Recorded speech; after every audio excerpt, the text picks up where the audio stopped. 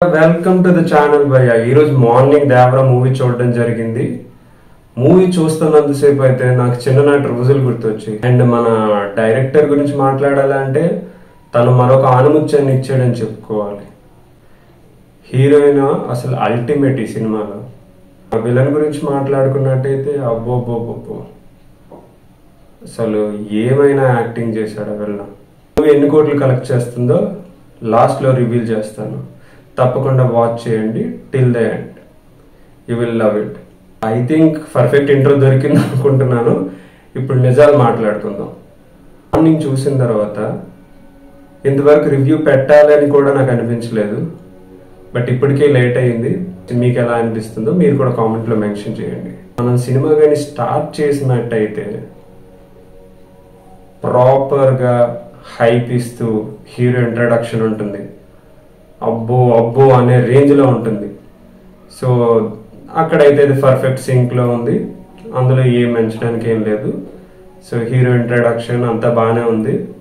డెఫినెట్గా first half అయితే ultimate. ప్రతి సీన్ టు సీన్ అని చెప్పలేను కానీ అల్టిమేట్ అని చెప్పుకోవాలి. ఫస్ట్ హాఫ్ అందులో ఎంచడానికి ఏం లేదు, పెద్ద డ్రాబ్యాక్స్ కూడా లేవు.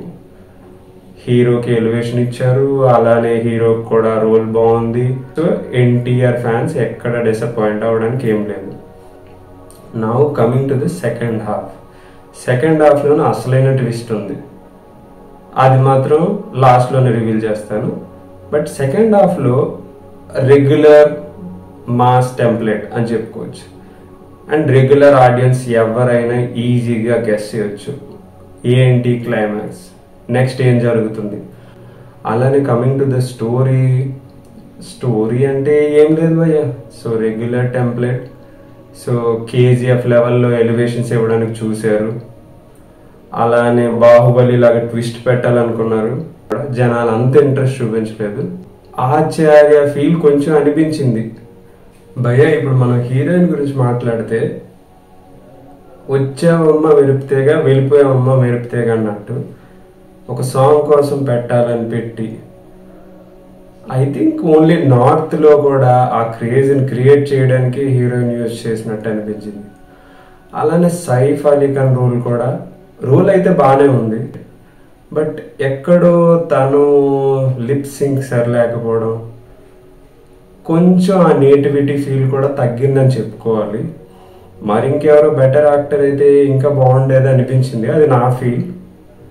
But definitely he did a great job అని చెప్పుకోవాలి. మ్యూజిక్ డైరెక్టర్ గురించి మాట్లాడుకోవాలంటే డెఫినెట్గా he is a master of it. అతనికి ఎంత టాలెంట్ ఉన్నా కానీ తను కొట్టే బీజిఎం కొన్ని దగ్గరలో సెట్ అవ్వలేదని చెప్పుకోవాలి. ఇది నా ఫీలింగ్ భయ్య. మూవీ పబ్లిసిటీ వల్ల కూడా కొంత హైప్ క్రియేట్ అయ్యింది.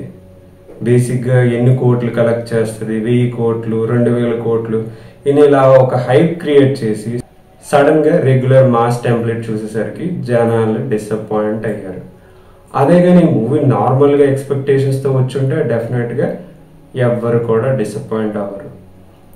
సింపుల్ గా చెప్పాలంటే 6 సంవత్సరాల తర్వాత ఎన్టీఆర్ గారు వస్తున్నారు, ఒక రేంజ్ లో ఉంటుంది. మూవీ టీం హైప్ క్రియేట్ చేసింది, అలానే మనం కూడా అందులో ట్రావెల్ అయ్యాం. సో లాస్ట్కి చూసే టైంకి స్టోరీ నార్మల్గా ఉందని కొంచెం డిసప్పాయింట్ అవ్వని చెప్పుకోవాలి.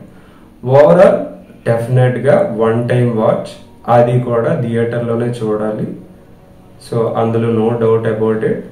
పాత రోజులు గుర్తొచ్చాయని అన్నానంటే, సో పాత రోజుల్లో మనం క్రికెట్ చూసినట్టయితే మనం చూసేది దేనికి? సచిన్ కోసమే. ఇండియా గెలిచినా గెలవకపోయినా మనం చూసేది సచిన్ కోసమే. సచిన్ సెంచరీ కొట్టాడా లేదా? ఓకే, సచిన్ సెంచరీ కొట్టాడు, లేదంటే సచిన్ బాగా ఆడాడు. ఓకే, మ్యాచ్ ఏమైందో మనకు అనవసరం. కొన్నిసార్లు అలానే ఉంటుంది. సిమిలర్గా ఎన్టీఆర్ కోసం వెళ్ళారా అని అంటే మీరు never ever disappointment.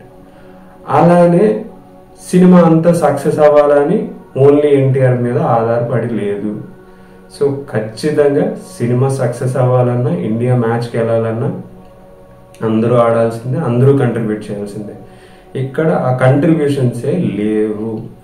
So only ఎన్టీఆర్తో movie లాగదని క్లియర్గా తేలిపోయింది. కలెక్షన్ గురించి మనం మాట్లాడుకున్నట్టయితే మరీ 1000 కోట్లు 2000 కోట్లు అనే బొమ్మ కాదు భయ్యా, 500 కోట్లు కలెక్ట్ చేయొచ్చు. అది కూడా ఎన్టీఆర్ని బేస్ చేసుకునే.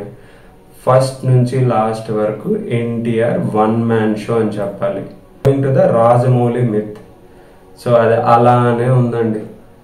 సో రాజమౌళితో మూవీ తీసిన తర్వాత నెక్స్ట్ మూవీ ఆ రేంజ్లో ఆడదని మరొకసారి ప్రూవ్ అయింది.